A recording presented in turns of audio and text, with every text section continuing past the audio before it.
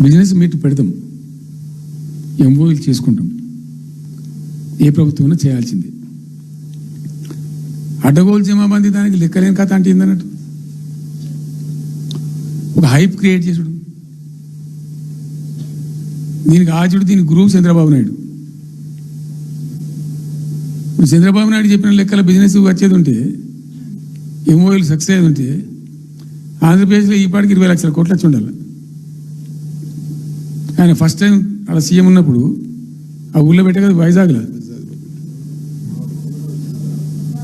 అమరావతిలో కదా, వైజాగ్లో పెట్టిండు. వైజాగ్లో ఎవరు వెళ్ళి ఎంఓయూలు చేసిన వాళ్ళంటే వంట మనుషులు అని చెప్పిండ్రు. ఆ స్టార్ హోటల్లో బయట వంట మనుషులు, వాడు ఎవడ సప్లై చేసేటోళ్ళు, వాడు వచ్చి కూర్చోపోయి సంతకం పెట్టే పెట్టిండు వాడు పాపం. అవునా అండి, పాపులర్ అయింది అది. ఇప్పుడు మరి ఎక్కడ పెట్టుబడి ఎక్కడ చెప్పండి. ఆఖరికి 10,000 కోట్లు అన్న రావాలి. 15 లక్షల కోట్లు, 6 లక్షల కోట్లు, 8 లక్షల కోట్లు